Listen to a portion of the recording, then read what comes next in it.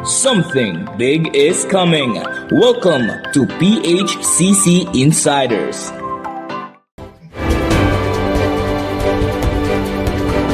Believe me, I experienced God's miracle in my life. Yeah, that's what the Bible says, 2 Corinthians chapter 5, verse 17. If anyone is in Christ, he is a new creation. The old has gone, and the new has come. Sa subong na episode na ating masaksihan ang istorya ni Pastor Gabriel Cataylo, isa ka pamatanon tagsubong pastor na sanguna lulong sa droga, nadala sa barkada, kag nagkinabuhi na puno sang bisyo sa pagpangita sang kalipay nga mas nagdugang lang sang iya kabudlay. Pero paano nagbago ang iya kabuhi? Kag ano ang papel sang youth camp sa pagpaukod sang iya pagtuo kag paglaom? Hi everyone, ako gali si Gabriel Cataylo. Ako nagapamastor sa lugar sang Barotac Nuevo, Iloilo, Philippines, and yes, I'm also a former disciple sa Sininga Church de Iloilo. So, Pastor Gab, ikaw pila ka sa inyo nga mabuton? O pila ka mo mabuton? Bali, kaduha ako, duha lamang kami sa akong babae. So, PNTV dyan, Pastor, gin bata. Bali ako, gimbata, gikuya sa San Carlos City, Negros Occidental. Apang dito ako nagdako sa Maloco Ibahay, Aklan. And sang 22 years old ako, nagkatulog sa Iloilo. And dili nag-start ang aking journey as a believer of Christ. Pero before mo nakilala si Cristo, pwede mo pala ma-discuss sa amon ang istorya sa amon, ang iyong kabuhi before. So, bago ako naging isa ka tumulo ni Cristo, so kabudlay kakabuhi ko sa una. I don't know if you will believe me or not, pero sang high school ko na dira ako nag-start na mag-commit sa mga nag-commit sa bisyo, like pagpanigarilyo. Remember, 14 years old ako nasugod, so that was I'm second year high school, and then pagka third year, level up, hindi lang sigarilyo kundi marijuana, and then nag-start ang akong explore kay bangon sa akong curiosity, so ako naka-involve sa immorality, tapos dila na damo na barkada, hubog, and then sa college ko, sige na ako nga pagmariwana. Gakadto ako sa school nga high, kusok-sok lang ako shades para di mabalaan sa akong mata. Apang high na ko na. And after college, graduate ako na bisyo mangyako, nag-level up pa ganyan. Tilaw-tilaw ng sing shop. Pero ano di Pastor, yung handong sa una, yung work mo sa una, mag-graduate ka? So, sa nagkaroon din ako sa buot, I realized that I wanted to be a PE teacher. So, I graduated at STI College Calibo, Bachelor of Science in Information Technology. Apang daw, hindi ko siya ng forte or hindi ko gusto i-pursue muna kayo daw. Hindi ko passion. So, I am a former athlete as well, so that's why gusto ko nga maging maestro man ako, makatrain ako sa mga athlete, mga pwede mag-compete sa mga regional levels o mga palarong pambansa. So, ano gid ang madumduman mo pabala ang pinakabudlay nga punto sa inyong kabuhi na walang-wala ka na gid, dumduman mo pabala kung saan? So, yes, na dumduman ko sang ga-apply na ako sa obra sa Manila. So, ay pagsapalaran ako dito, gusto ko na nga maging independent sa pagpangabuhi, na hindi gusto mag-rely sa akong gilikanan. I want to earn my own money, and to live by myself, and become independent. So, nang pagsapalaran ako sa Manila, pero may dala siya may bisyo pa halo mo. So nagpa-Manila ako, babakasakaling makasulod sa mga lubrahan. So I tried call center, no? So kapila ako nag-apply sa mga company, and unfortunately while ko mabaton terminal failure sa initial interview pa lang sa una kong apply, bagsak na, no? And then pagkadason may behavioral interview pa gid, and then so on, padayon terminal fail, pero wala akong nagkontat, no? At last nga sa like ikapito or ikawalo ko nga apply na company, napasar ko na ng interview, and then naghatag sila dahil siyang requirements, and dala dira sa requirements ang drug test, no? So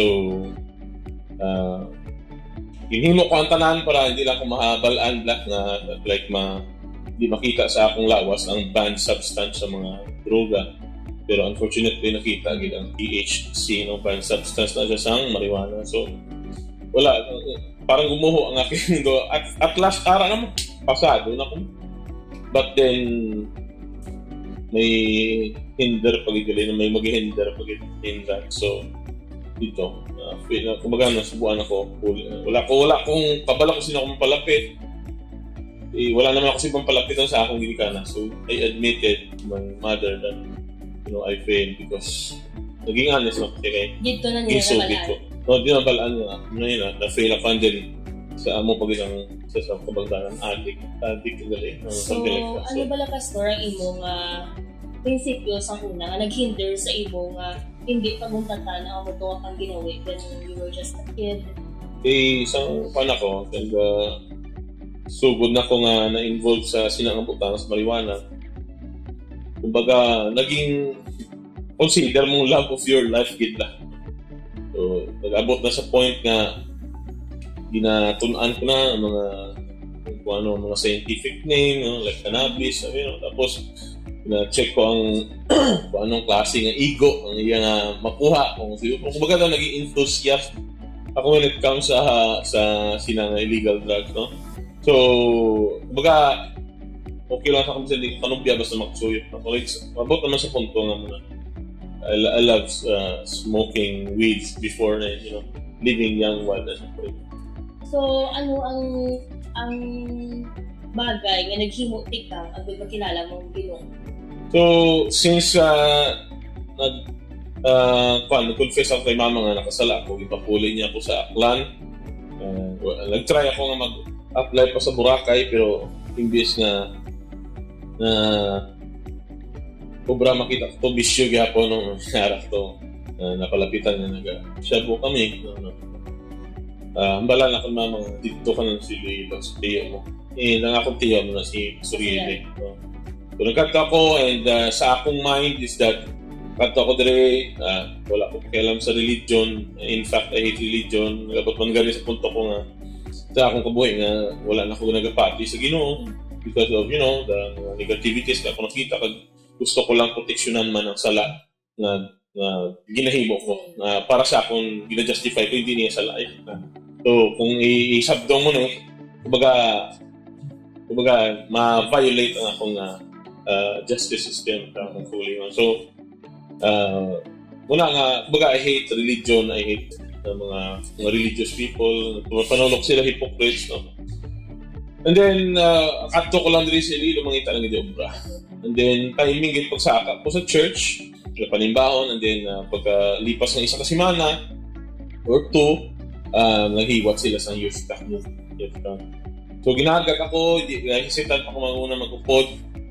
But then, no choice ako blaga, ako lang mapabilin ako lang di isa. Kaya yung mga kabataan, kaya yung mga tao dito sa church, maglalakat, malito, magkanto man tanan. So, nagupod ako. Gusto ko testingan. Isa pa, nakikita ko madamang mga gwapa, no? Una akong panula. Amang ganyan ako intention niya, wagi kaya interest when it comes to mga religion o kung ano man na maliwali. And then, sang naka-attend ako dito, health camp na nakapamati ko sa mga testimony. Ang agi nag-testimony sa una, lagi siya, tapos naging lalaki siya. Na kuhan ko, nakiputo. Tapos pagka-dason, nag-testimony, tumboy siya ko sa una, tapos naging babae. Grabe grabe ako na. Amazing ako na. And then, may altar call. And then, dito maging pamatian kong altar call na. And then, dito ko na-realize nga, pinanglan ko sa Savior. Pinanglan ko si Jesus Christ sa akong kabuhi. Nanglan niya. Kinanglan ko nga pagpatawaran niya. Dito, surrender ka akong life sa Ginoo. So, kung mag-describe mo Youth Camp as your turning point in your life, Definitely. kilala mo ang Ginoo. Yeah. So, Pastor, di ba nag-decide ka na nga masunod ka sa Ginoo, surrender may makabuhi sa Ginoo, ano naman ang mga kagtilaw na tubang mo? Sang gusto mo na ba magsunod sa Ginoo, mga challenges? Okay. So far when it comes sa akong conversion o sa akong pag-commit sa life ko kay Lord, so, hindi masyado mabudlay ang when it comes sa pag-alagad, no? Pinakabudlay lang ang part sa akon is that siyempre gadisar na ako nga nag-abot sa point na magdisar ako nga pag-pastor and I need a wife, you know. So sa bala mo man sa fellowship, you really have to have a wife for kita nga maging sa pastor. And so ang struggle ko gali, no, duman ko is ang akong gidya nga siyempre ang ako nga sinful nature na maamin ko nga isa sa mga gusto ko na nga makaasawa, gusto ko na ganyan hindi ko mabutang sa word. So gusto ko na ganyan nga mauntat ang akong immorality. Like for example, temptation na bisa mga pornography, gusto ko ganyan maging huli ako sa tubangan sa Ginoo. So really dira ako na-struggle, no? So mga pornography ko struggle. So that's why I decided to magpangasawa na dahil para hindi na akong consume sa akong sinful nature. So, Pastor, ginhando mo man bala sa imong kabuhi na mangin pastor ikaw or may someone ginagambal sa imo or nag-abot mo bala nag-struggle ka, hindi ko yung pastor nag-resist ka pa bala? Sang wala pa ko sa Ginoo, siyempre hate. Isa sa mga testimony ko sang wala pa ko sa Ginoo, may makakita ko sa unang ilis-ilis sabi sa mga muna-abi promotor na blangan ba simba planchuran lang ta. Nasuyaan ko na yan. Tuluya ko nga ko, no? Bago sila. Nang bala pag ganyan sa barkada ko, hindi ko magsagay mo na kasi patabo mo na sa imo. Hindi ganyan makapili yan. But then, natabo, no? So, sa una, sa wala ko sa Ginoo, wala ganyan ko handok. I hate that, I hate religion. But then, dito ako natingalaman, gipamangkot ko na pasugili, nangambal ko lang daw, na-feel ko na ang pagigugma ni Lord. Ang balidante, pastor ka. Bakit mo like, nagulat man ako, nakibot pa ako sa galing, paano ko nahambal? Kasi wala akong gadisar. Siyempre, una, hindi, pero samtang gali pa sa panahon, sabi, para sa Ginoo, after youth camp, in fact, pagka Domingo, ako pinakauna sa simbahan mo. Like, amazing gida ang turning point sa akin. Baga excited ako magpumati sa tulong sa Diyos. Bababata akong buhok. Pero ako ang una sa church pagka Domingo after sa youth camp. So, kung i-compare mo ang ako na life sa mga kabataan niya, na sumungabi. Like, ang conversion ko sa same ako is really quick. Dasig tayo. Like, after 3 months ko rin ministry, naging ko yan. Naging usher. Then, usher, and then, after sila is, I believe, song leader ko sa church.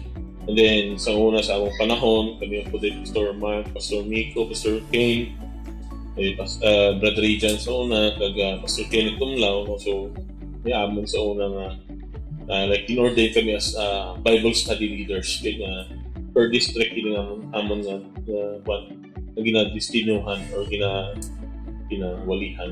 So, isang wala na kami sa una ginasugo, wala ka kami na So, Pastor, ano ba lang yung mahambal sa mga pamatanton nga mula pangita sa kalipay, sa bisyo, na parehos man sa imo na nga din pang-agyan? Mga kapatid, no, kung ikaw gakalipay pa sa bisyo, kaga sa abi naton, dira naton makuha ang kalipay, ang totoo. Let me tell you, kapatid, you need Jesus Christ in your life. You have to have relationship with Him. Amo na ang pinaka-importante sa Ginoo. Once na makommit mo imong life sa Ginoo, dila mo makita matutod na joy na ginapangitan sa imong kabuhi. Believe me, I experienced God's miracle in my life. Yeah. That's what the Bible says, 2 Corinthians chapter 5, verse 17. If anyone is in Christ, he is a new creation. The old has gone, and the new has come.